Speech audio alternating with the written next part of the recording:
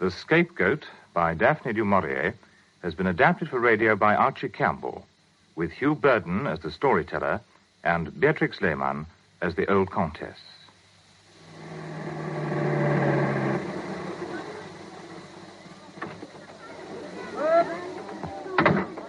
I left my car by the side of the cathedral in Le Mans and walked down the steps into the Place des Jacobins. The rain, which had not let up since tour, had stopped, and people were going home from work on bicycles. I should either have to find an hotel or drive through Mortagne to the Abbey of La Grande Trappe and hope to discover there what to do with the failure. I found myself walking aimlessly along streets that seemed to lead to nowhere. I was surprised to see the station ahead of me. I'd have a drink in the buffet and then take a taxi back. As I crossed the road, a car swerved to avoid me and stopped. The driver leaned out and shouted in French, "Hello, Jean. When did you get back?" I'm only passing through. I go back tonight." The fact that my name was John had confused me. Then I realized the man was a complete stranger. "I beg your pardon. I'm afraid we both made a mistake." All right. Pretend I haven't seen you. But why do here in Le Mans what could be better done in Paris? I'll ask you when we meet on Sunday. Au revoir. Drunk, I suppose. I might as well follow his example. The buffet was full. As I drank my cognac at the bar, someone jogged my elbow. "Oh, pardon, monsieur." "Ça fait rien." Mon Dieu. With a strange sense of shock, fear, and nausea all combined, I realized that the voice and face were known to me too well. I was looking at myself. Astounding. Look in that mirror, monsieur. The two of us side by side. What does it tell you? It's as though it were one man. I make it a rule never to be surprised by anything in life. What will you drink? Anything, thank you. Deux fines, s'il vous plaît, mademoiselle. Bien, monsieur. Let's move along a bit. There are fewer people at the other end. No one seems to have noticed the resemblance. Perhaps they think we're twins. Deux fines, monsieur. Merci. Your health, and yours. Where are you from? London? I mean, what part of France do you come from? I'm English. I happen to have made a study of your language, that's all. My compliments. I wouldn't have known you for a foreigner. What are you doing in Le Mans? I've been taking a look at some of your chateaux. I'm a historian, you see, and I give lectures in England about your country and its past. Incredible. Cigarette? Thank you. And another drink, I think, don't you? Mademoiselle, la même chose. Tout de suite, monsieur. Are you well paid? Not particularly. Married? No, I live alone. You're lucky. Voici deux fines. Merci. To your most fortunate freedom. Oh, what about you? Me?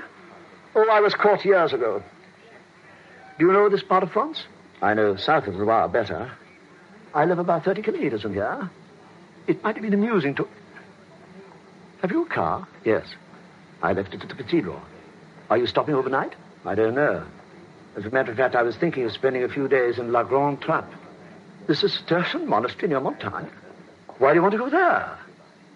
I thought I might find there the courage to go on living. What's the trouble? A woman? No. Well, there must be something seriously wrong if you want to go to La Grande Trappe. There's nothing wrong. It's just that as an individual, I failed in life. So have we all. The secret of life is to recognize the fact and become reconciled. Then it no longer matters. It does matter, and I am not reconciled. But it is early still. The good monks at La Grande Trappe are waiting upon eternity. They can wait a few hours for you. Let us go where we can drink in greater comfort and perhaps dine. Being a family man, I am in no great hurry to go home. Is your name John? Yeah. Jean de Gay. Why? Some fellow in a car outside the station mistook me for you. He called out, "Hello, Jean." When I told him he was mistaken, he seemed amused and drove off calling out something about seeing me on Sunday. Sunday? Oh, yes. La Chasse. You left your car by the cathedral? Yes. Then if you don't mind giving room to my valises, we might drive somewhere for dinner. Anything you say. Good. Possibly I won't go home tonight, but take a room at an hotel. Yes. I think I'll stay the night in Le Mans. Well, that's fixed. I've telephoned to tell them to send Gaston with a car to fetch me tomorrow. Come and eat. I know a place just round the corner. We can leave the car here and walk. As we ate and drank, his voice, an echo of my own, urged me into conversation. Confession, rather.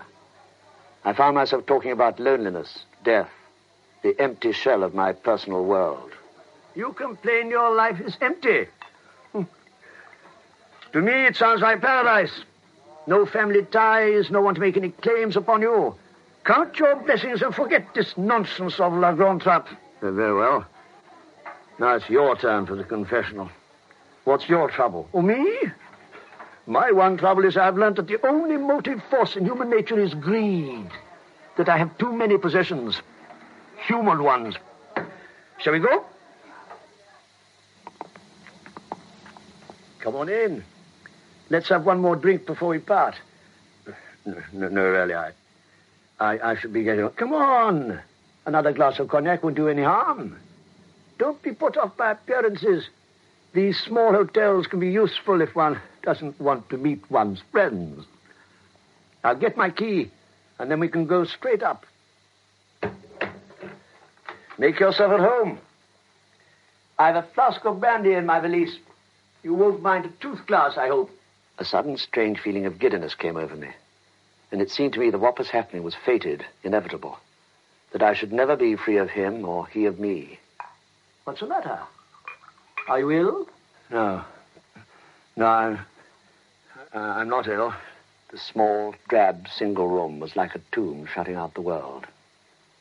He thrust the glass of cognac into my trembling hand, and then he said, his voice as unsteady as my own, or was it I who spoke and he who listened? Shall I put on your clothes and you wear mine?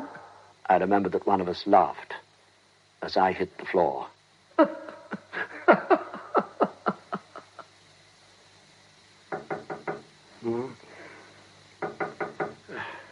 Entrez. Monsieur le Comte is awake at last. Monsieur le Comte isn't here. What's the time? 5 o'clock, monsieur. It's broad daylight. It is 5 o'clock in the evening. Monsieur le Comte has slept all day. I've been waiting with the car since this morning. You must be Gaston, then. But yes, monsieur. Gaston. Oh, my head. It aches abominably. I must have hit it when I fell. These things will happen. Where are my clothes? On the chair beside your bed, monsieur le Comte. These things aren't mine. There is nothing else here, monsieur. I got out of bed and rummaged in the two valises. They were filled with the possessions of my late companion. I crossed to the window. There was an ancient Renault drawn up in front of the hotel, but my car had gone. Your master must have taken my car as well as my clothes. I do not appreciate his joke. Would you ask whoever is at the reception desk to come upstairs? At once, monsieur. I looked about the room again. There was nothing there by which I could prove my identity. Only his clothes, his checkbook, a wallet stuffed with money, shaving tackle, some packages and paper which looked like presents, and his brushes engraved with the initials J to G. What the devil do I do now? The patron, monsieur le Comte. You have some complaint, monsieur? Where is the gentleman I was with last night? Did anyone see him go out? You were alone when you took the room yesterday evening, monsieur. What? Whether you were alone when you returned later in the evening, I couldn't say. I must get on to the police. You have been robbed, monsieur. It would be better not to have any trouble in a place like this, monsieur le Comte. Let me help you dress, and then we'll drive home as quickly as possible. All right, if your master wants to make an idiot of me, I'll do the same to him. As I dressed, my anger grew. I foresaw the string of explanations, the rambling, improbable story I'd have to give the police, and I cursed Jean de Gay. I paid the bill and followed the chauffeur out to the ancient Renault. As the road opened up before us, I was possessed with a feeling I'd never known before. I told de Gay that my life was empty. He had given me his. For the first time, I was free. Then, the enormity of what I was doing hit me like a violent blow. I had a sudden terrified impulse to tell the chauffeur to stop and turn round. Anything rather than to be carried forward, fatefully and inevitably, to the great house with its ivy-clad walls that now loomed up ahead of me. There's Monsieur Paul on the terrace. If he asks, I shall say you had business in Le Mans and that I picked you up at the Hôtel de Paris. Here's Jean at last. I'm off. I'm late already. We can discuss things in the morning. He's in no fit state to tell me anything tonight. Well, aren't you going to kiss either of us? Of course. I'm sorry. Oh. We have been worried sick, haven't we, René? But as usual, you never think of anyone but yourself. What have you been doing all day? Oh, leave him alone, Francoise. It's obvious he's not going to tell you. You could at least tell us what happened in Paris. I have no idea what happened in Paris.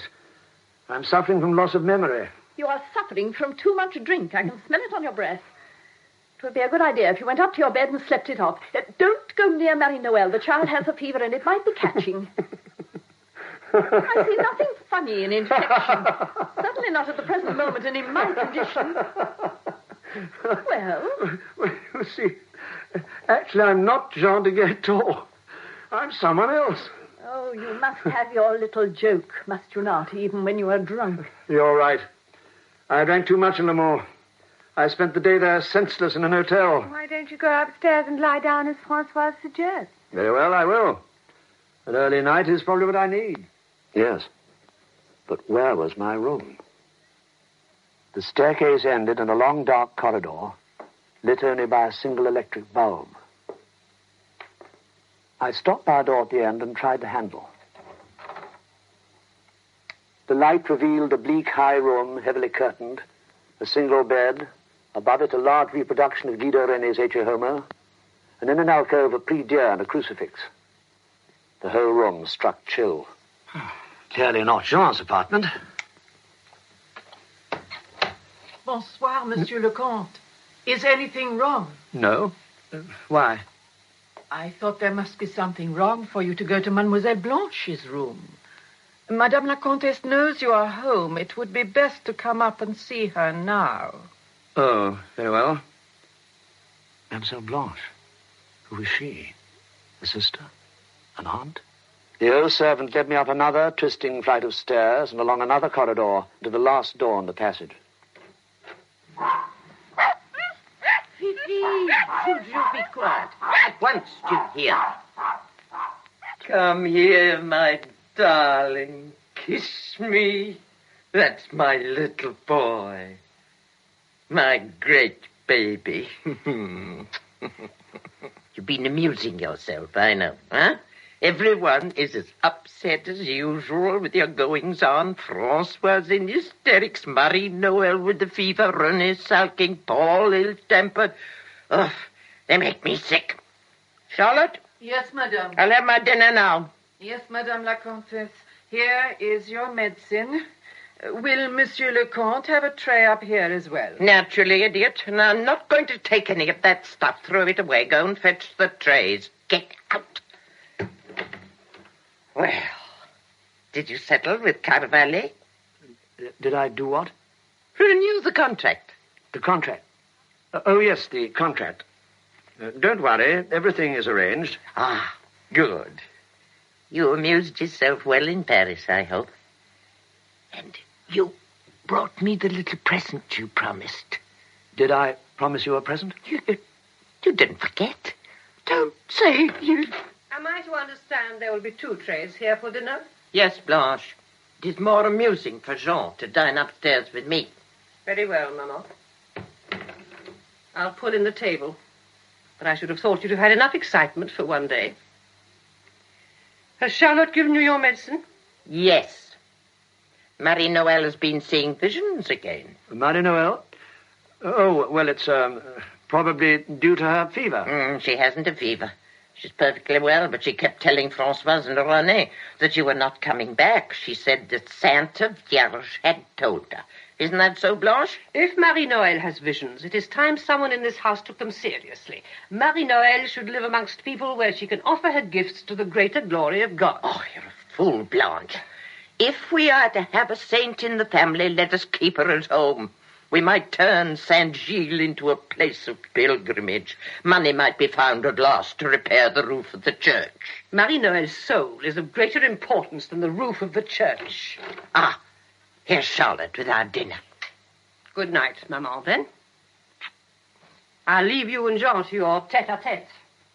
By the time we'd finished eating, I felt completely at ease. The reason was simple. She accepted me, believed in me, loved me as her son.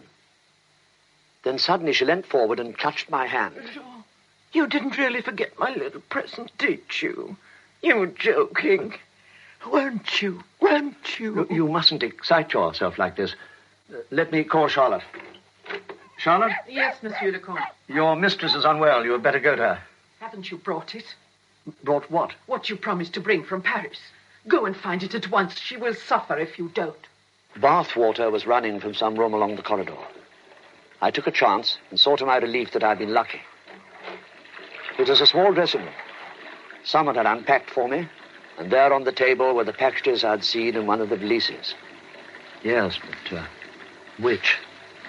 F, R, B, and P, and MN, and Maman. Thank God. Have you got it? Yes. Does she want me to give it to her? No. I'll take the packet. Good night, Monsieur le Comte. Jean, are you there? I thought you might want a bath, so I ran the water for you. Jean, why don't you answer me when I speak to you? I went through the door to the adjoining room. The woman called Françoise was sitting up in a large double bed.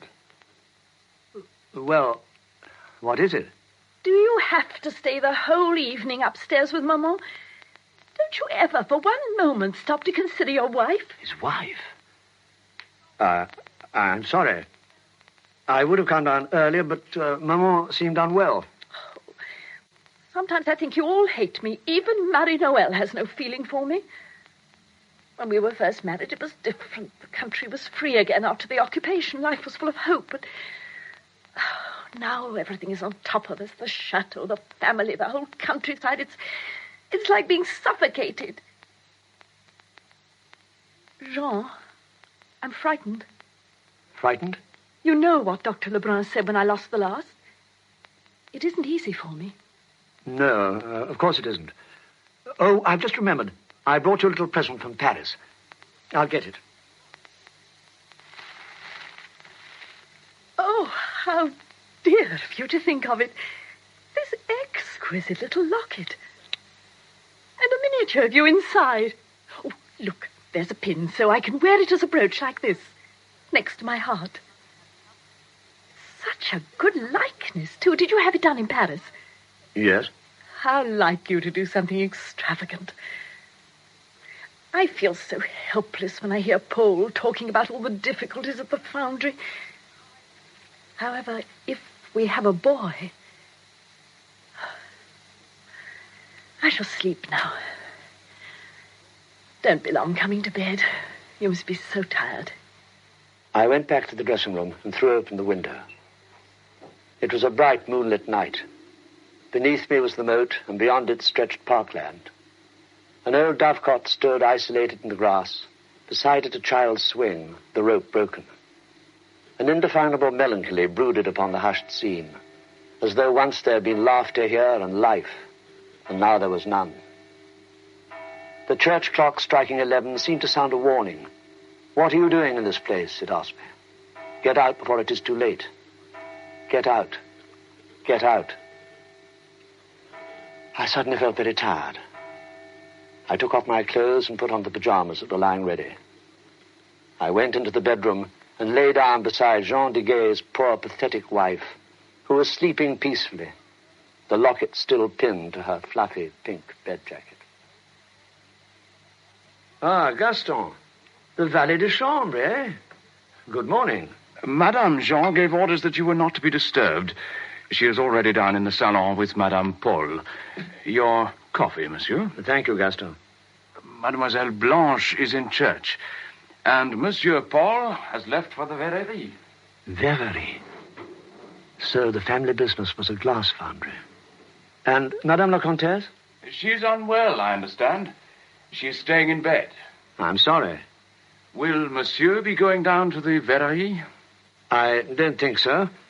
Did Monsieur Paul suggest it? Monsieur Paul will be back for luncheon.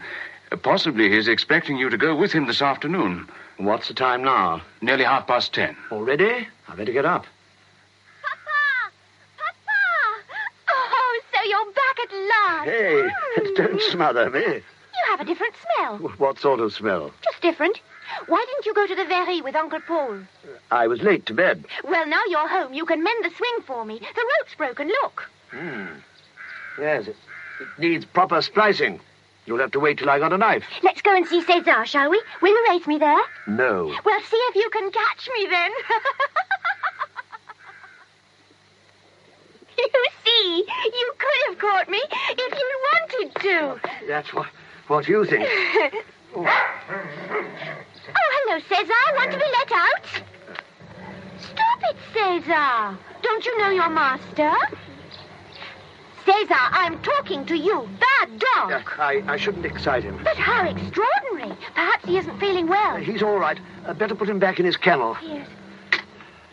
I do hope he's not ill. Never mind. Let's go back to the house. I've something to show you. Something nice. Wait and see. Oh, it's a book. The Little Flower.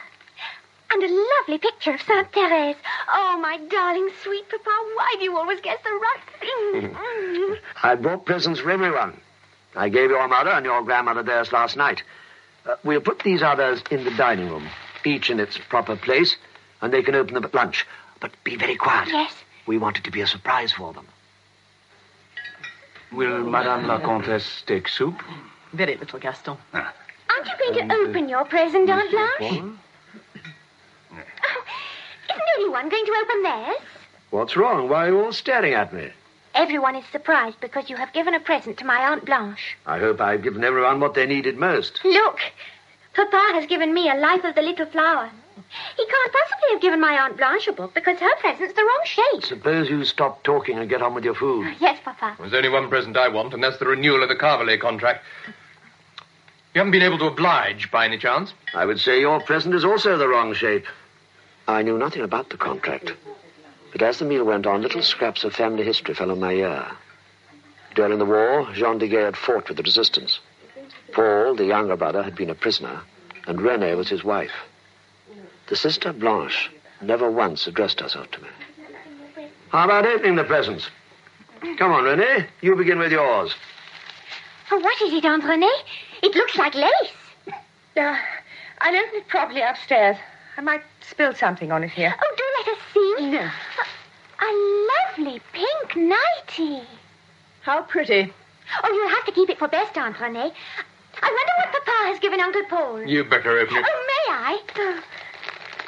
Oh, it's only a bottle of medicine. Medicine? A hormone preparation to counteract impotence. What does impotence mean, Papa? Give me that bottle and be quiet. If that's your idea of a joke, Jean, I don't see it. Gaston, I'll have my coffee in the study and you can bring the car round. Have we all finished? Then, Blanche, perhaps you would. Benedictus, benedicatur. Amen. Come along. Aunt Blanche, you haven't taken your present. I'll bring it for you, shall I? I'm sorry for what happened, Blanche. Everything got mixed up in my suitcase. I don't believe you. You wanted to make me look a fool in front of everyone. Nonsense, but if you won't believe it was all a mistake, there's no more to be said.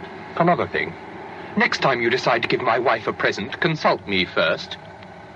A kilometre or so beyond the village, there was a clearing in the trees, and on some rough ground stood a great shed-like construction surrounded by other buildings. From its tall stovepipe chimney came a peculiar choking, gasping sound of smoke expelled by a furnace. So this was the Verrerie. Paul led the way towards a long, two-storied 18th century house. The ground under our feet was covered with minute particles of glass, blue, green, and amber, fine as sand upon a beach. Afternoon, Jacques. Good afternoon, Monsieur Paul. Good day, Monsieur le Comte. You're feeling better, then? It was nothing. I was merely feeling idle. Neither of us has time for that sort of luxury, do we, Jacques? Well, Jean, do we or do we not close down? Why should we close down? Why? The contract, man. Did they agree to renew it? Well, what did Carvelet say? Well? If you mean did I succeed in getting Carvelet to renew the contract, the answer is yes. You mean they're willing to take our stuff on the same conditions as before? I persuaded them to do so. Have you got the contract with you? No, they're sending it. You've achieved something I believed impossible. My congratulations. I suppose, Monsieur Paul, it's all right to tell everybody there's no question now of a close down. Oh, yes. Spread the good news as soon as you like. There's old Julie outside, all ears as usual. Julie, Monsieur Jean succeeded in Paris, and don't pretend you don't know what I mean. All is well after all? All is well. Oh, so the furnace will continue to roar, eh? You'll come and say a word to my poor son presently, Monsieur le Comte. You heard about his accident. Yes. Yes, I heard of it. I'll be along later. I'll be getting back to my work then. Out of the way, you greedy... Jacques will show you what correspondence has come in since you've been away. I'm going across to the foundry. I looked out at the line of sheds. At the entrance, a plaster Madonna raised hands to bless the small community that worked and dwelt there. Things had been happening here in the same way for 200 years, I thought. How long can a foundry like this compete against big firms? That depends on you, Monsieur le Comte. If you don't mind losing money, it's your affair. Only... Only what? Oh, forgive me, Monsieur le Comte, but business is like a home. You must have a head, a core. It was so in your father's time, and Monsieur Duval was another like him. Had he lived... Are you blaming me or my brother? Neither. You're not offended at what I said? No, I'm grateful. I think I'll go over to the sheds now. The men will be glad to see you. Inside the main shed, the men were working, stripped because of the heat. As I passed, they stood back smiling, welcoming half-familiar smiles.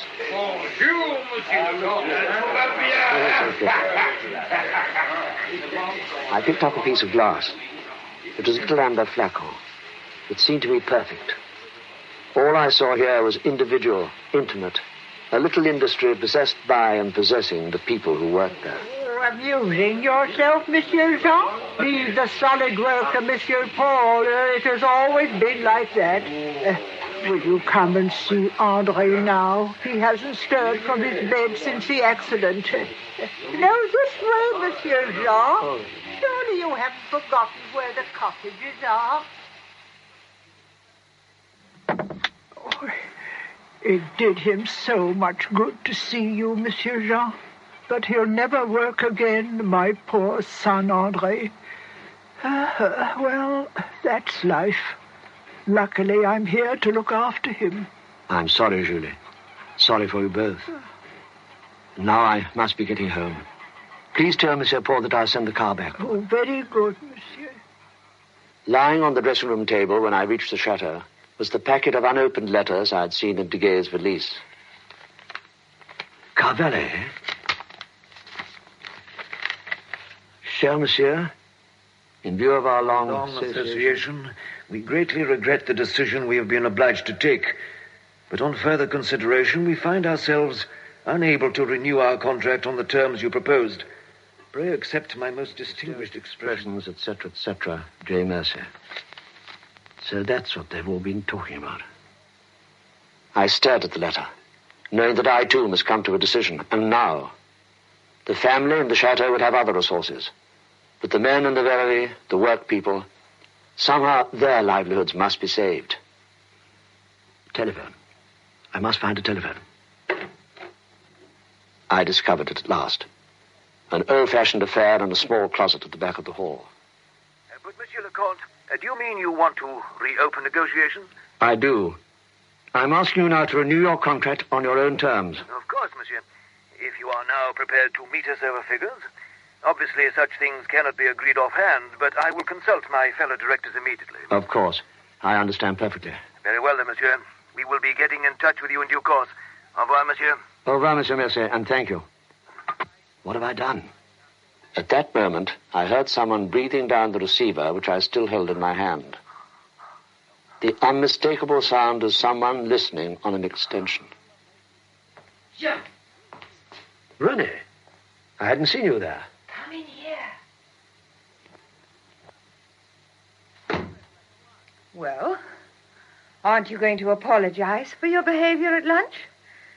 Aren't things difficult enough without making them suspicious and, above all, hurting Paul? I had so much to drink in Le Mans that I couldn't remember what I put in those packages. You expect me to believe that? There was no mistake in what you gave Francoise, was there? If you're disappointed in your own present, it's too bad. Jean, what's the matter with you? Why are you so changed? Are you afraid to make love to me? Oh, kiss me, Jean. Not here, Renee. Someone may come in. Oh, please, Jean. No. I don't believe you love me one little... In here. Do you want me? I've been telling Gromy about the presents and how disappointed Uncle Paul was in his. And do you know, Papa? What? You made a mistake with the one for my Aunt Blanche. Oh? Maman and I unwrapped it for her. Inside was a note for my beautiful Bella from Jean. Jean? And it was an enormous bottle of scent in a lovely pink box. And the price still on it. 10,000 francs. Papa, who is Bella? Dinner that night was a silent affair. The first thing I noticed when I went upstairs was that there had been a change in the dressing room. Now there was a camp bed with sheets and blankets. On the chest of drawers stood the bottle of scent. It was untouched. Francoise, do you want me to sleep in the dressing room? Wouldn't you prefer it? I don't mind one way or the other. That's what I thought. Very well. I'll come in and say good night later. Bonjour, Monsieur le Comte. I thought you might prefer to have your coffee in the dressing room. Pull the curtains, will you? As the sunlight poured in, I remembered that there was something I had to do. The Carvalho contract. I committed the foundry on their terms, and I did anything about the family's resources. Degaye's checkbook. It had the name of his local bank. There, surely I would learn something. Gaston, I shall want the car at 10:30. I'm going into Villa. I will have the Renault outside at 10 o'clock. Monsieur Paul can take the Citroën to the Verrerie. Is Madame awake? I believe she's breakfasting in bed. Will that be all, Monsieur le Comte? That's all, Gaston. There was a desk in the dressing room. Perhaps it would have something to reveal about Jean Degaye's affairs. Luckily, I had his keys. Letters, bills, photographs, an old game book. Oh, it takes months to wade through these. What's this? A revolver. And a box of cartridges. War souvenirs, I suppose. I pushed everything back and turned the key. So you won't come with me, Francoise? I can't. I'm expecting Dr. Lebrun during the morning. Why must you go to Villa? I have some business to discuss at the bank. Oh, Monsieur Peggy is away ill. That young clerk won't be much use. It doesn't matter. Good morning, Maman. Good morning, Papa. Please, Papa, may I come with you to Villa? Oh, we must ask your mother. It's market day. You're not to go pushing in those crowds or you'll catch something. Please, if nothing else. I'll look after her. Oh, well, I suppose you can go. Thank you, Maman. Oh, Papa, you are an angel. Be careful. Noel. Oh, look what you've done. My little porcelain cat and dog, the two my mother gave me. Oh, you clumsy little beast.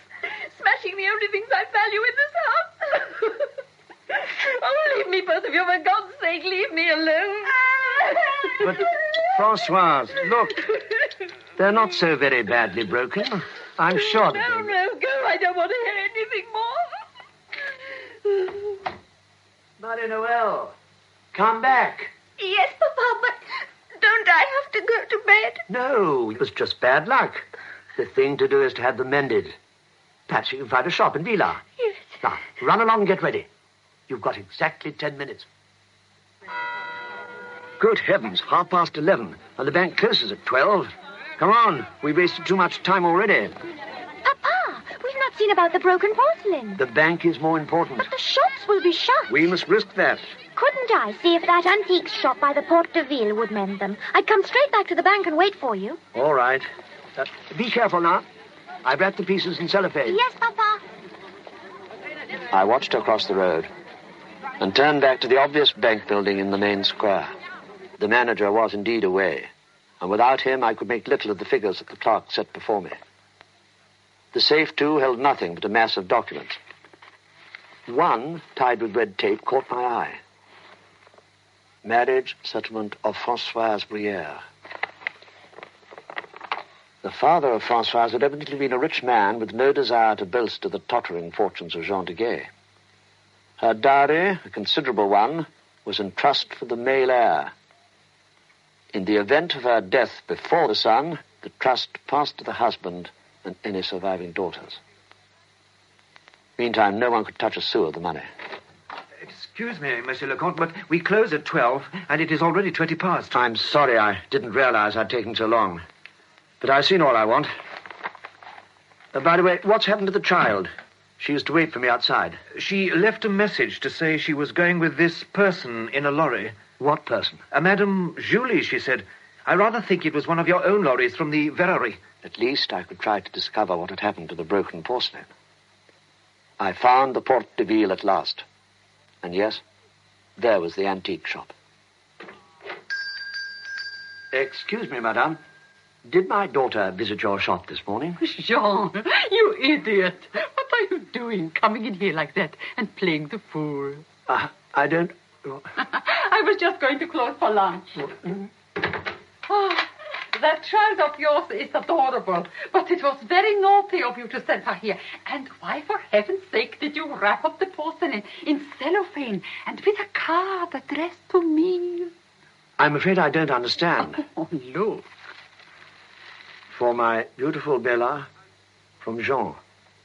Oh, that belonged to something else. Oh, never mind. Come through into the house.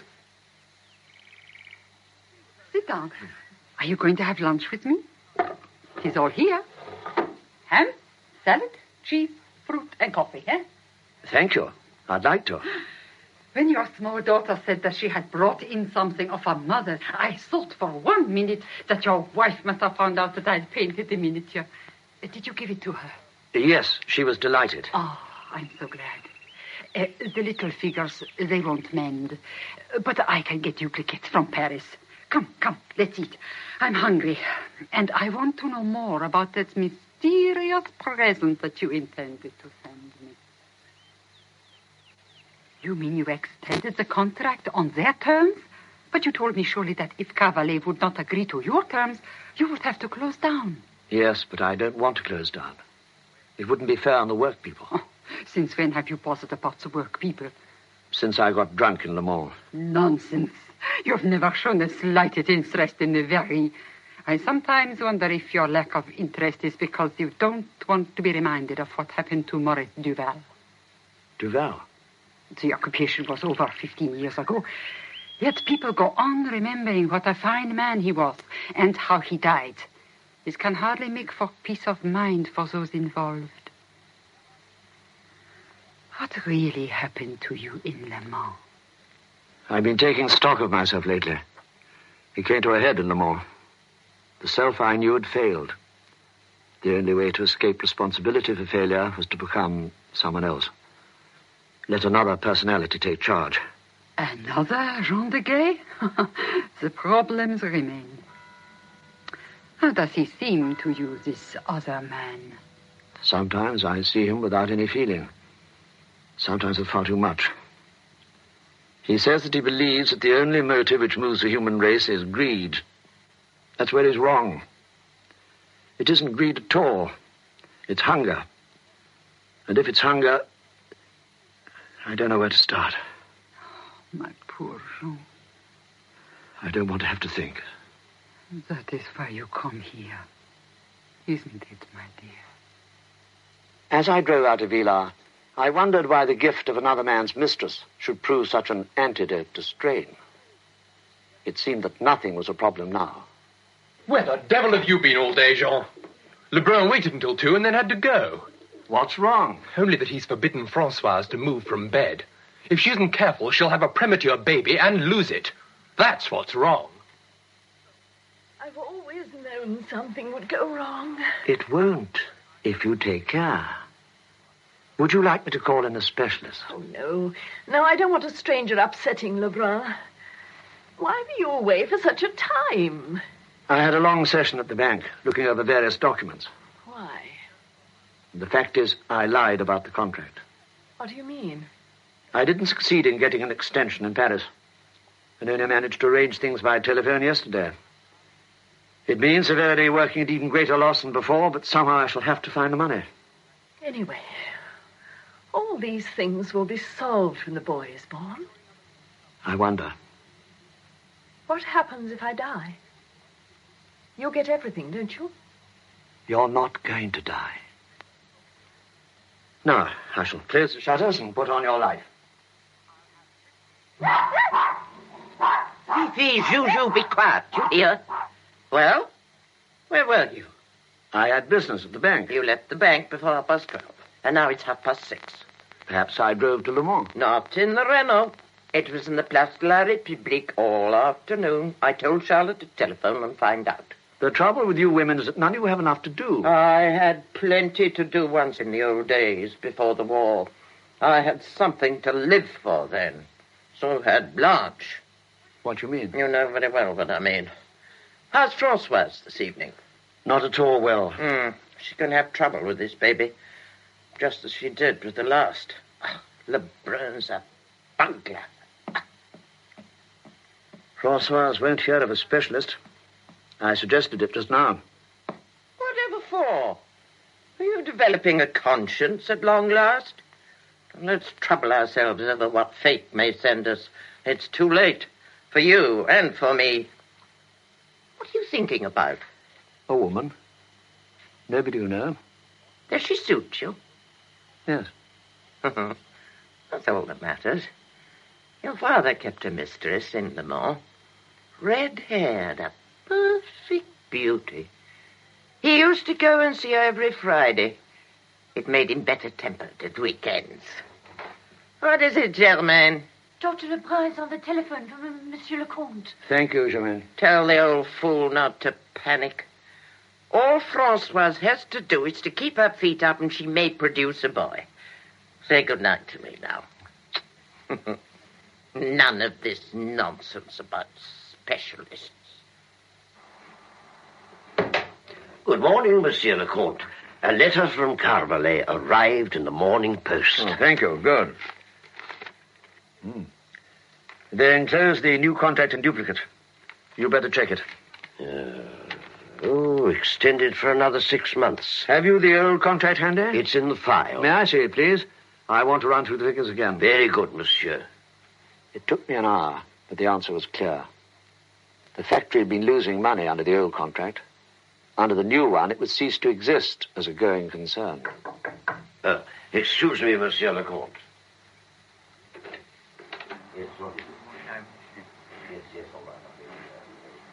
They want me over in the sheds for a moment, Monsieur Jean. Very well. The door to the next room was open. It was a fair-sized kitchen. Beyond, another doorway led to the rest of the house. No one's lived here for years. In the furthest room, a fine panel one, furniture was stacked. An almanac on the wall was dated 1941. Beneath it, a box of books. Modest Duval. Are you looking for something, Monsieur le Comte? Someone ought to be living here instead of letting the place stand empty. Who would you suggest?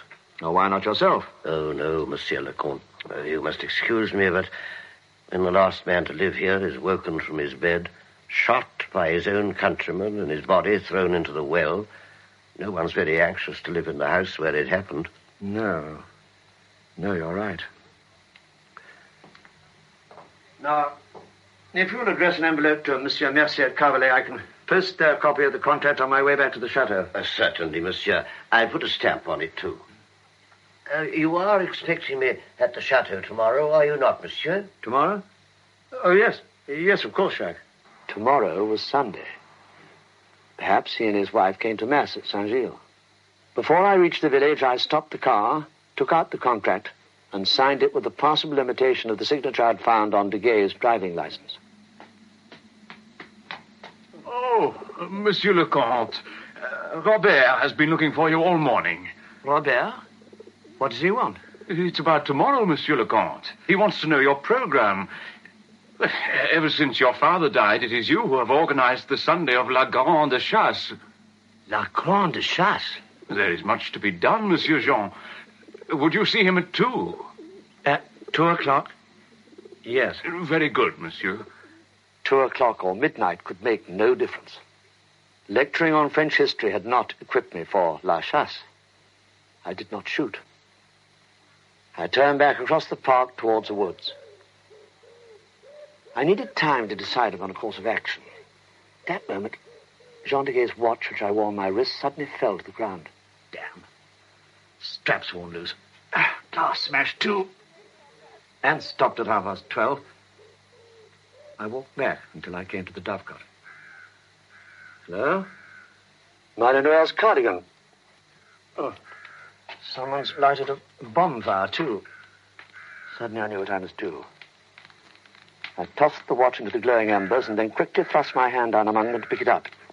Oh, my God! Oh, please. Oh, my hand. Is that better? I think so. I've tied the bandage loosely, but it should hold the dressing in place. Oh, you've done wonders, Blanche. Lucky you were on the scene. Oh, there you are, Marie-Noël. Now, don't be frightened. Your father's hurt his hand, that's all.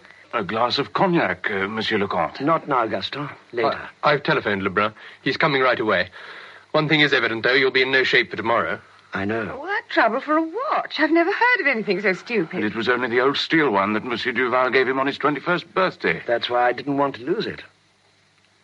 What's the matter, Marie-Noël? Don't look so glum. Here's your watch. What? Oh, thank you. Where did you find it? By the ashes, where Papa left it. Let's forget it, shall we? I've caused enough trouble for one morning. Why not start lunch without me? I'll wait for Lebrun here. Very well. Come along, Paul. Blanche? She must have slipped away. Are you coming, Marie-Noël? In one moment, Aunt Renée. I'm sorry if I frightened you, Marie-Noël. You didn't. I was in the Dovecot and I saw you throw the watch into the bonfire. You did it on purpose. Why? It was an excuse. I didn't want to shoot tomorrow and didn't know how else to get out of it. You weren't thinking about Monsieur Duval. Why don't you want to shoot tomorrow? Is it suddenly a sin to take any life, even a bird's? Perhaps. Now run off and have lunch. You can talk to me again when the doctor's gone.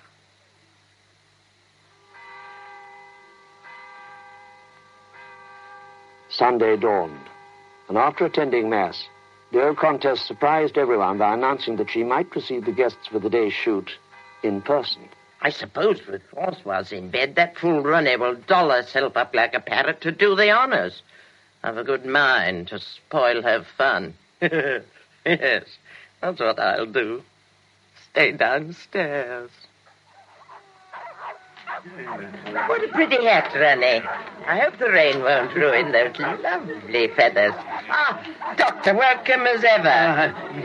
Madame la Comtesse, quite like old times to find you receiving. You'd have done better to have left your gun at home. We'll get no sport today, I fear. Ah, Marquis, dear friend. How nice to see you. This is an unexpected pleasure, madame. Louise, ma chère.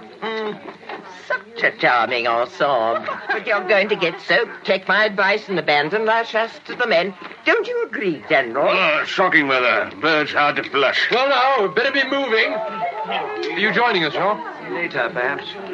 Let's be off, then. Good luck, everybody. They do better picking up chestnuts, eh, Marie-Noël? All right, Maman. You set out to ruin the day for Paul and René, and you succeeded. I don't understand you. You understand very well. You will catch your death standing outside in the rain, madame. Come. No, us, you old fool. I'm perfectly all right. Why were you so cross with Grand-Mie? She only did it for you? Where's your Aunt René? Upstairs.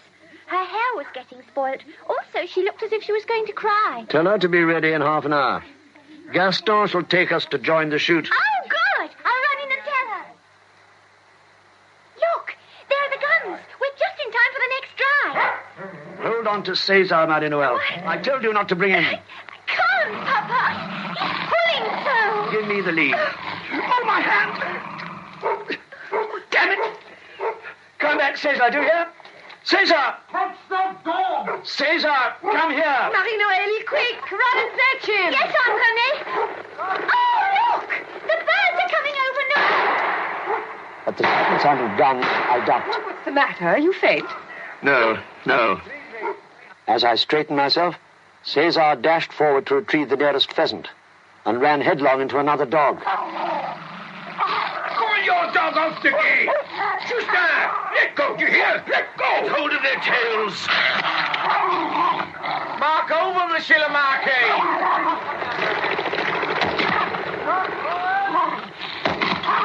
Miss them both, damn it. All right. Cesar, now. Come along, old boy, come along. You deliberately set your dog on mine today. And what's more, you've ruined the drive. I'm going home. Come along, Justin. What's wrong with the Marquis? Is it true he shot himself in the foot? Out of the sea of faces, I saw one I recognized. It was a man in the car outside the station at Le Mans. He was grinning. It was Jean playing the fool. Jean was not playing the fool. His hand was hurting him and he nearly fainted. If he's feeling ill, why did he come out at all? Did he want to ruin everyone's sport just because he can't hold a gun himself? Just as well I didn't carry a gun, or some of you might never have survived. Jean! Come, everyone. We'd better move on before the weather gets worse. Not a very good joke, it seems. I think we'd better go home. But we've only watched one drive. Surely you're not going to take any notice of Paul? Very well. You and Marie-Noël stay. I've had enough. Here, give me the dog. I'll make my own way back to Saint-Gilles. Better get back into the car before you're drenched, René. When at last, wet and weary, I reached the chateau, I threw myself down on my bed. I was woken by Germaine. Come quickly, Monsieur le Comte. Madame la Comtesse is unwell. She's asking for you. What? Where's Charlotte? In the kitchen, monsieur. There's a great crowd from the shoot, eating and drinking, and Charlotte wanted to join them. What's the matter with the contest? I don't know, but she said to come at once. Why didn't you come before? I'm ill. What do you want me to do? You know perfectly well what I want you to do. Charlotte keeps the stuff in the dressing room cupboard. Surely you remember. Inside the cupboard drawer, I found 2 boxes. One, still wrapped in paper, was the gift I brought her that first night. It was full of little ampoules, each labeled morphine. The other box contained a hypodermic syringe. Why don't you come? Well, what are you waiting for? I don't want to give it to you. Why? Why? I dabbed her arm with spirit, drove the needle in, and pressed the plunger. Thank you, my dear. I washed the syringe and put the empty ampoule in my pocket. What had happened in that room was compassionate and merciful, I told myself. It was not true. I'd nearly taken the easiest way out. Thank God for fresh air. Papa! Marie-Noël, you shouldn't be out on the terrace. You'll get soaked. Where are you going? I don't know. Take me with you. How can I? I don't know where I'm going. Don't go. You mustn't leave me yet. Wait till I'm older. Marie-Noël, you'll catch cold out there. Come in. The guests are going. You only have to be polite a few minutes longer. What shall I do? Go on in, as your Aunt Blanche says. I won't leave you. Promise. Oh, thank you, Papa. Oh, Monsieur le Comte, forgive me, but is anything wrong? No, thank you, Gaston. Just a combination of circumstances, that's all. You had a hard day, monsieur. At the chateau here, everyone believes you to be in bed. If I drove you now to Villars, you could spend several hours there, and I could come back for you in the morning. Very well, Gaston. Villars, let it be. Do you sleep well? Very well, thanks. Your hand does not hurt. No. Good. I will dress it again later. What is it on the table? Jean, you have not been... Of course not. The ampoule was in my pocket. I meant to throw it away. Oh. Did I ever tell you that my mother took morphine? No, but I suspected it. Last night she sent for me. She wanted me to give her the stuff. And you did? Yes. You told me on Friday that you are going to tackle your problems in a different way. Hasn't the new Jean de Gay been successful after all? He's failed, just as he failed before. So, you did not shoot yesterday? No. Why were Paul and the others so angry? I don't know. I merely told them that it was lucky I hadn't a gun, or some of them might not have been alive at the end of the day. You said that? Coming from a resistance leader to a group of one-time collaborators, that must have sounded curious. But that's not what I meant. But that is what I understood. Don't ask me how far they deserved it. I don't know what was happening here then. I was still trying to get out of Hungary. How long can you stay? Gaston will be waiting for me now. No questions asked? No. Gaston will see to that. So, this new Jean is not possessed by his family anymore. He never was. That is where you are wrong. The bond isn't easily broken. Now, I will make your coffee. Bathed in the radiance of dawn, the chateau had never looked more peaceful. Unlocking the dressing room door, I trod on a scrap of paper that had been thrust under it. My papa, you told me that you would not go away, and I believed you. But you never came to say good night, and your door is locked. The Sainte Vierge tells me you are unhappy and suffering for wrongs done in the past. I am going to pray that your sins may be visited upon me, who can bear them better. I love you, Marie-Noël. I put the letter in my pocket and lay down. It must have been just before 8 when I heard a babble of voices in the next room. Jean, are you awake? Francoise, what's wrong? It's the child. Her bed hasn't been slept in. She never even undressed. She's vanished. Marie-Noël! Gaston, you better try that path. I'll follow the ride. Very good, Monsieur Jean. When I broke finally from the forest, the sheds of the foundry lay before me. A window in the master's house was open, and as I drew nearer, Julie appeared and beckoned me inside. You came quickly. I only sent word to the chateau 10 minutes ago. I got no message. I'm here by chance. Come. She's here. I climbed into the one-time salon of the house. A shaft of sunshine fell upon the child, lying white and still under a heap of blankets.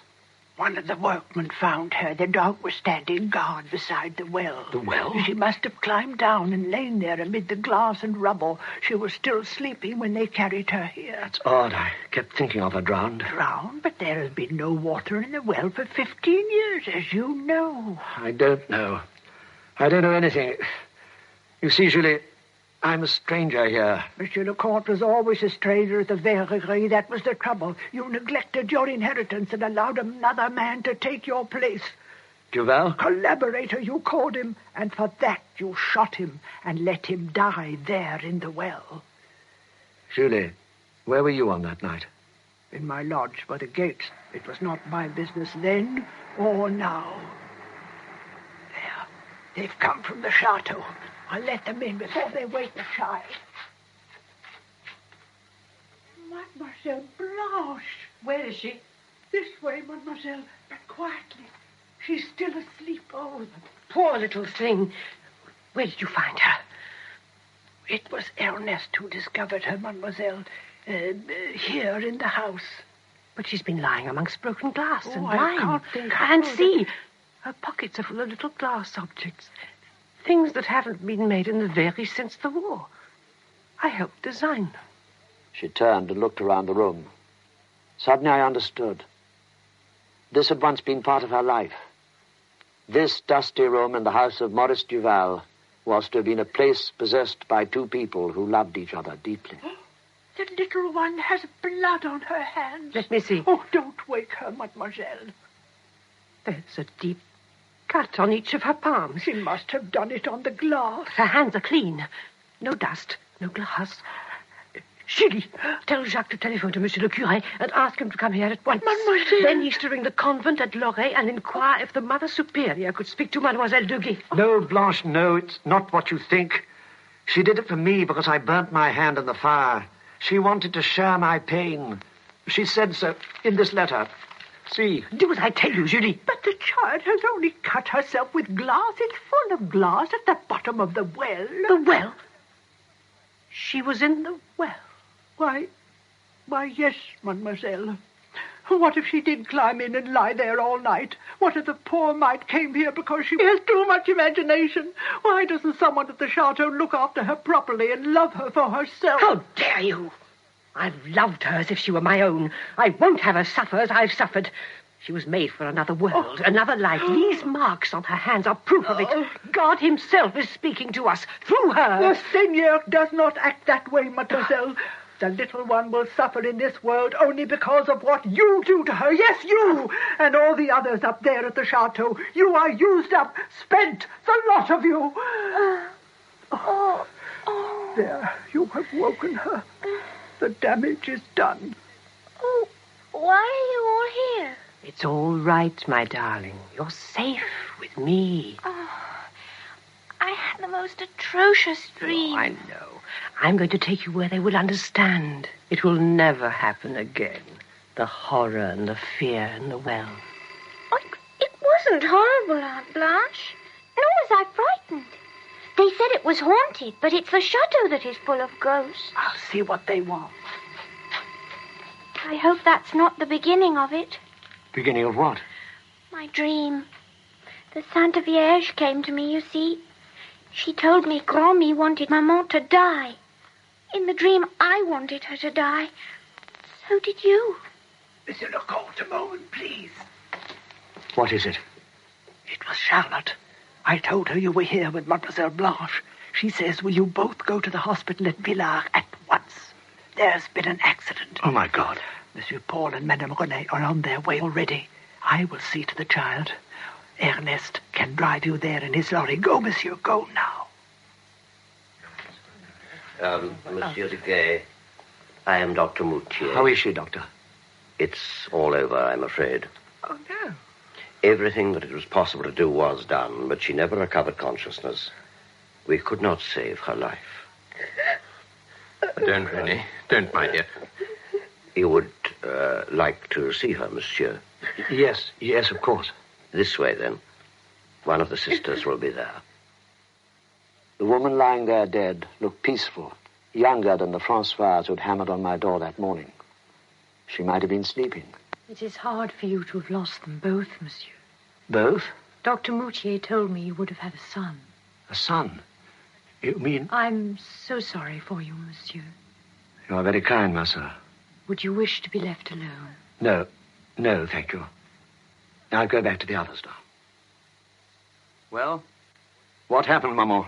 I thought you'd come to tell me, not I you. What did you say to her? To Françoise? When? I'd not seen her for several days. She came to your room this morning, I'm told. Suppose she did come here this morning. How can I help you now? I want to know how she died and why. She became giddy and fell from her window. That's what they told me. I believe she killed herself, and so do you. Whatever happened, there can be no blame on you. And if you thought Françoise would survive the birth of her child, what made you gamble on her death? What do you mean? The day after you returned from Paris, you telephoned Carvalet. Charlotte listened on the extension in Blanche's room. In Blanche's room? I see. When I heard you'd agreed to the firm's ridiculous demands, I knew it was a gamble. You were counting on the fortune that might come. Françoise knew all about the Carvalet contract. I told her the truth. We all tell the truth when it suits us. Françoise told me the truth this morning. Oh, yes. She came up here dressed, ready to search for the child. Hysterical as always, of course. I told her to pull herself together and to remember who she was. Was that all? Yes. Whether she threw herself from the window or fell is beside the point. You've got what you want, haven't you? No. What is it, Jean? Why look at me like that? Everything I said to Françoise was for you, my son. Can't you understand? Maman, you've got to help me. Help you how? I want you to be head of my house again. And you can't as long as you take morphine. Oh, I'm old and useless. Why grudge me something that makes me forget? You're not old or useless. You proved that yesterday when you came downstairs and received the guests. You did it to prove you weren't dependent on those things in the cupboard. It was for you. I know. But now I'm going to take them away. The box from Paris, the syringe, everything. There. They're safer in my pocket. But, Jean, I can't deprive myself suddenly like this. It's too late. It's not too late. Come. I'm going to help you up. No, please. Oh. Hold me, don't let me fall. Oh. You see? You can do it when you try. Now, come downstairs. Why? Because I need you. Take my arm.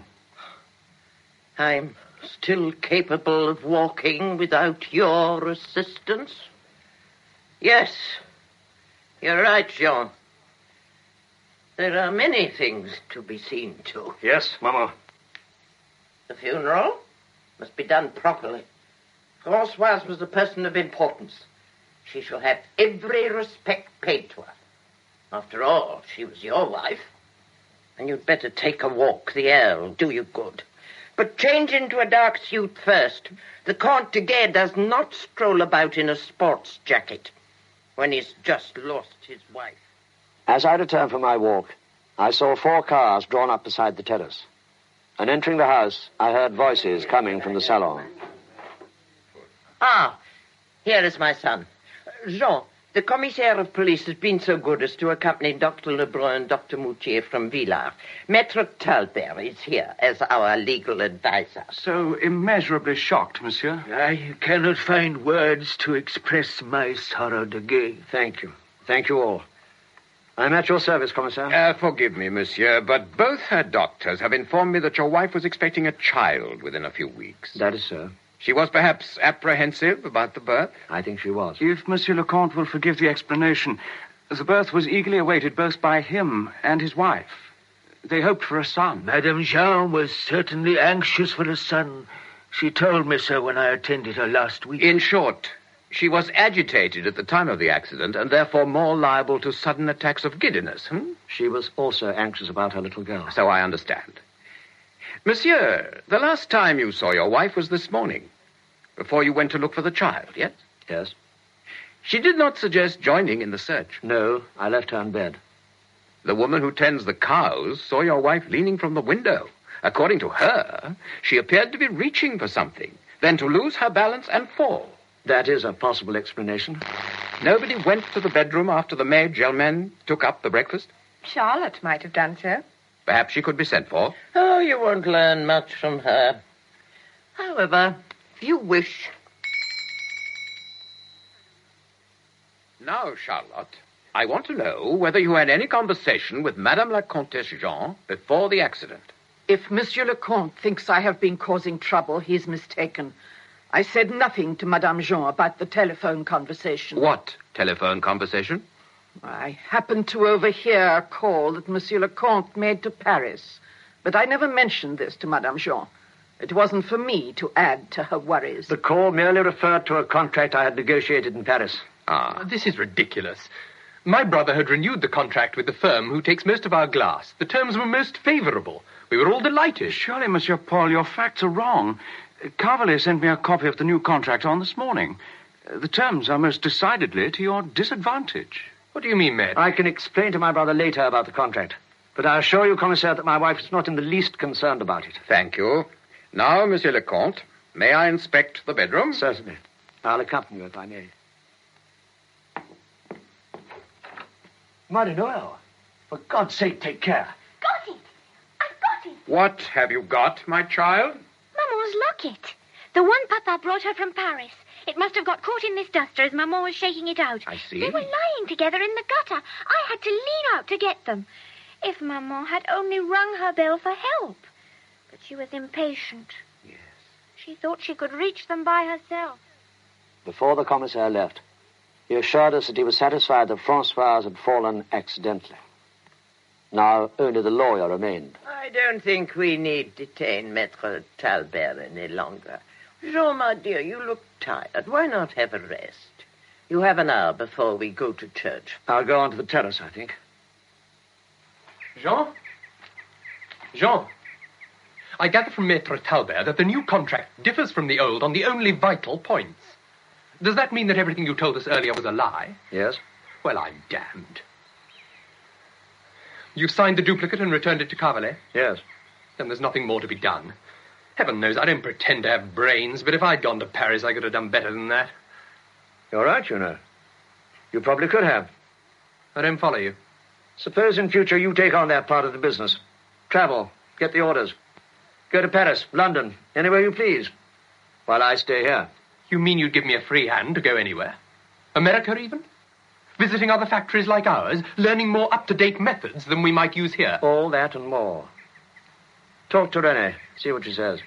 It might be the answer for us both. Can I discuss it with her tonight, before you change your mind? I shan't change my mind.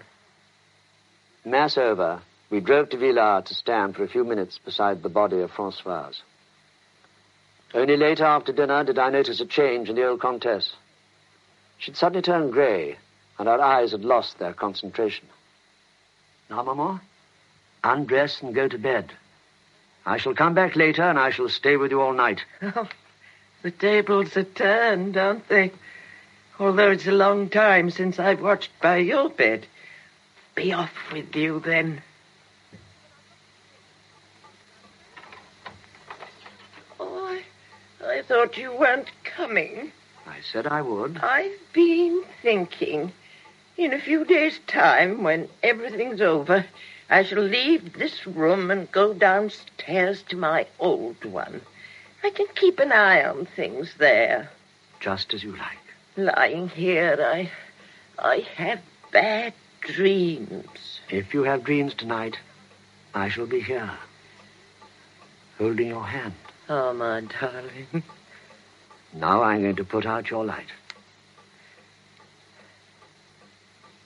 Dawn was breaking when at last she fell asleep, and I knew that I could safely leave her. As I passed through the silent house, I saw a chink of light shining beneath the door of Blanche's room. A sudden impulse made me knock. The room was in order, her bed already made, and she was standing beside her prie-dieu in a dressing gown, her face expressionless. My hand is troubling me. Would you dress it, please? Without a word, she took a bandage and some ointment from a drawer and began to remove the old dressing. Wouldn't it be simpler to make an end of silence? You can't forgive me, can you? You can't forget what happened to Maurice Duval all those years ago. How dare you even utter his name? No, you haven't forgotten. Nor have I. Perhaps I can't forgive myself. I wish what came about 15 years ago had never happened. Why? Because I know now that he was a good man. That the man who shot him, or ordered him to be shot, did it not from patriotism, but because he envied him. I don't believe you. I mean every word. If you want to make your confession, don't make it to me. It's too late. You can't bring Maurice back. Blanche. You were against him from the first, despised him because he came from the people. Papa was never like that. He wouldn't have tried to prevent our marrying. When the occupation came, you had your chance. So easy, wasn't it? To make murder seem heroic. Now all I have is this cell. Blanche, I want you to go to the master's house and make it yours.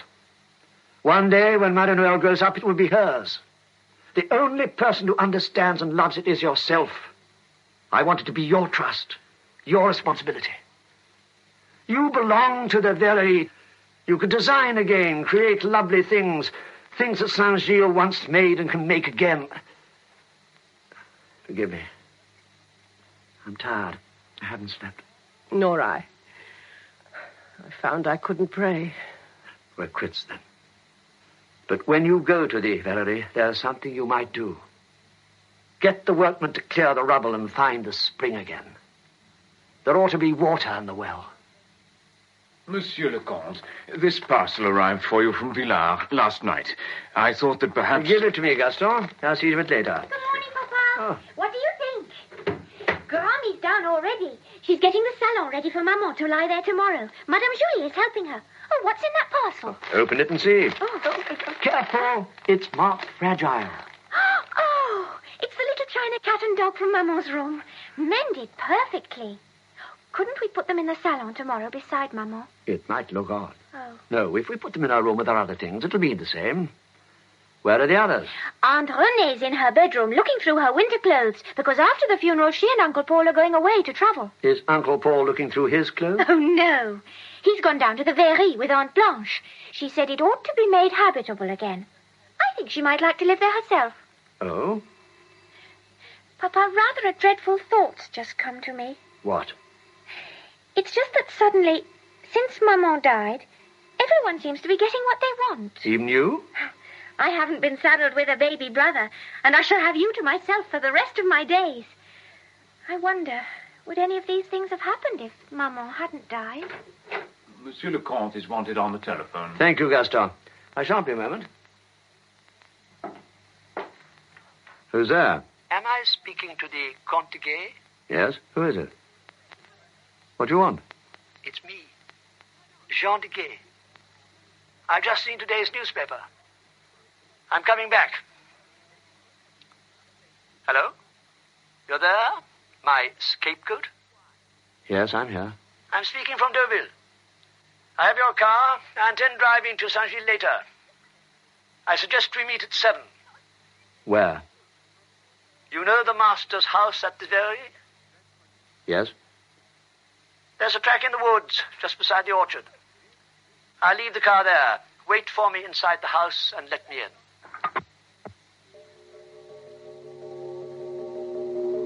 Luncheon is served, Monsieur le Comte. Thank you, Gaston. And so I've decided that in future, Blanche shall run the Verrerie. An excellent idea. I always said she was the only one of us with a head for business. Well, Marie-Noël, what have you to say? What are you going to do when everybody's gone? I shall stay here in Saint-Gilles. I've no intention of going away. Even as I spoke, I knew what I was going to do. Jean de Gay would receive the welcome he deserved. Come now. We must all get busy. There are still all those invitations to be addressed. The afternoon wore on. There was no sound in the library except the scratching of pens. I slipped upstairs and took out the service revolver I'd found in Jean de Gay's desk. Even with a bandaged hand, I could not miss at point-blank range. It was dusk when I came to the Verrerie. The place was deserted. I clambered to the window of the master's house and sat waiting for the man I meant to kill. Someone tried the door. I went over and withdrew the bolt.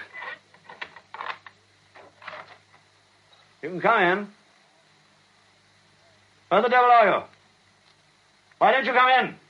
All right, put up your hands. Decay. Don't do anything foolish. I shall shoot first. Better give me that damn thing. It might go off.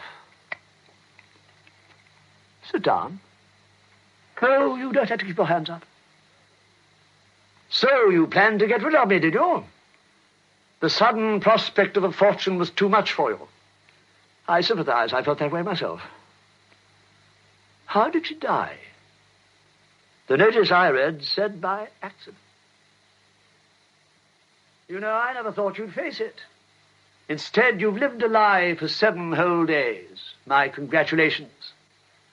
Has no one suspected? No one. It amuses me to think of how you dealt with René, how you kept Françoise pacified, and whether you tried to talk to Blanche. As for my mother, she'll have to go away for proper treatment. There's no need. She wants to stop the drug. She's already made the first attempt. How? I sat by her all last night and held her hand until she slept. My poor friend. Do you imagine you can cure a morphine addict that way? What else have you done? Paul and René are leaving Saint-Gilles. They're going to travel. That will break up their marriage even sooner. What else? I signed a new contract with Carvelet. The Verrerie won't close, but you'll have to back the loss with capital. Well, I suppose I can get out of it. Who's to look after things with Paul away? Blanche? You spoke to Blanche. And she replied, she did. I told her she can build the Verrerie up as a dowry for Marie-Noël. Do you know, I believe you've hit upon a plan. Yes. You haven't done too badly on the whole. What about Marie-Noël? She's all right. She stood yesterday's tragedy well. That doesn't surprise me. The two of them never got on. Françoise was jealous of the child. Now you understand what it means to have a possessive family. Well, what do you suppose is going to happen now? That's up to you. Exactly. Shall we walk into the forest and dig a grave? I can easily burn your car. No one would look for you. You'd simply disappear. Go ahead. I'm in your hands. Unless you prefer to throw me down the well. Have you raked up that one, too? What a ferret you are. But, you know, I'm not sure that I want to kill you. On second thought, it seems rather a waste. You hardly have had time to meet my Bella. She's Hungarian. Keeps a shop in Villa. It would add a certain piquancy to things if I thought you'd be deceiving her with the rest. Let's get it over. Don't you want to know what I've been doing the past week? It doesn't concern me, but it does. How? I'll tell you. I went to London, to your flat. I only flew back today. You went to my flat? How do you know where to go? Why, poor idiot, your card was in your valise, your keys, checkbook, passport. It was the easiest thing in the world. I enjoyed myself. What made you come back? I couldn't have continued your dull, virtuous existence in London, and as I intended using your name, the simplest thing was to change your mode of living. What do you mean? I wrote to the university, resigning your job. You what? Then I told your landlord that I was going abroad and wanted to give up the lease of your flat. I instructed auctioneers to sell your furniture.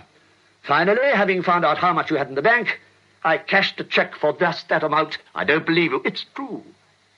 The point is, what are you going to do now? What can I do? Don't sound so depressed. Look, here's your money. Only £200, I'm afraid, but it'll see you through for some time. Thank you. So I can go. You'll have to drop me off at Saint-Gilles first, whatever you say. Well, now, shall we play charades again? Shall we start to strip? No. What's that? Finish me off. I don't want to live. Nonsense. No one refuses life. Come on, let's get changed. And without more ado, put me down by the gateway. It wouldn't be wise to go further. Good. It's part of the place. It's Saint-Gilles. Listen.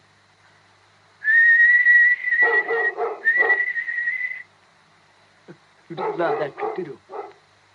Well, I hope you have no trouble with your car. She handles well. Good luck. I watched him stride up the drive towards the chateau. Then I turned the car back up the Lime Avenue and onto the road to Villa. There was a light in Bella's room, and the window was open. The light was consoling, kindly. It stood for the things that were true. It seemed to me important to distinguish the false from the true. I could no longer tell. Bela would know. He had come back then, the other once. I might have known. Why you and nobody else? A woman would have to be a great fool not to distinguish between one man and another making love. And you have something that he doesn't possess. Tendresse. What is your name? John. We share even that. Shall I tell you what happened? If you want to. But it's the future that matters now. Yes, but not mine. Theirs. You see, I love them, this family of decays. I shall never see them again, but because of them, I live. It could be the same for them. Because of you, they live. If I could believe that, then nothing matters.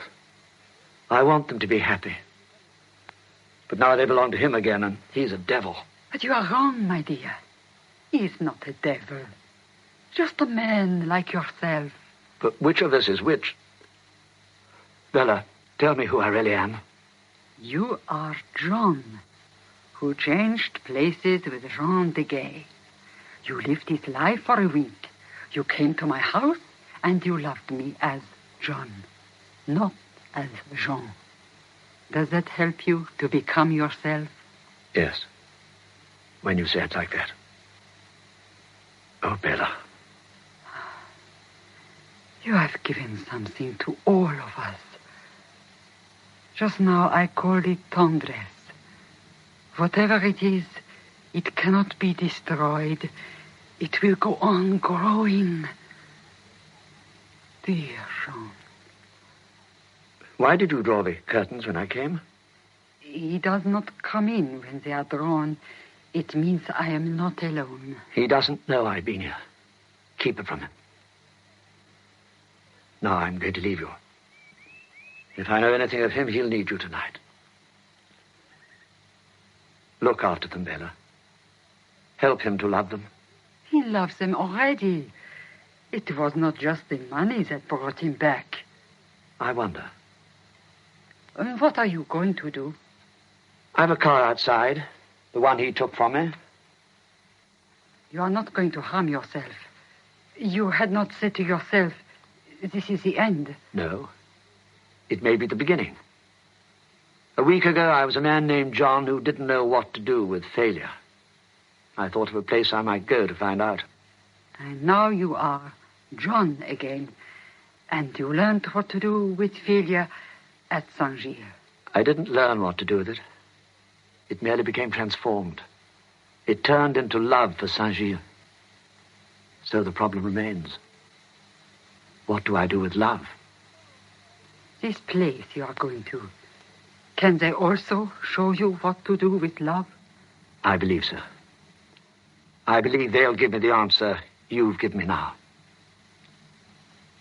Goodbye. Bless you, my dear. My maps were still in the pocket of the car with the route marked in blue. With luck, I should be there in little more than an hour. Glancing up, I saw that Bela had pulled the curtains back and the light was shining out.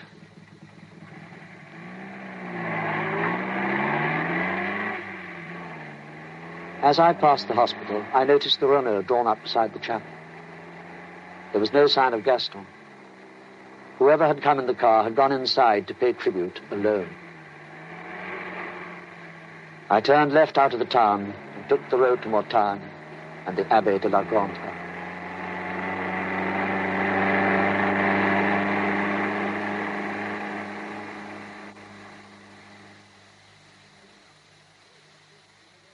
In The Scapegoat by Daphne du Maurier, Hugh Burden played the double role of John and Jean de Gay. Beatrix Lehmann, the old Countess, Gaston, Michael Harbour, Paul, Geoffrey Beavers, Renée, Kate Binchy, Blanche, Cécile Chevreau, Françoise, Betty Huntley Wright, Marie-Noël, Elizabeth Proud, Bela, Eva Stewart, and other parts were played by Gladys Spencer, Betty Bascom, William Fox, Joel Cross, Douglas Blackwell, and Bridget McConnell. The play was adapted and produced by Archie Campbell.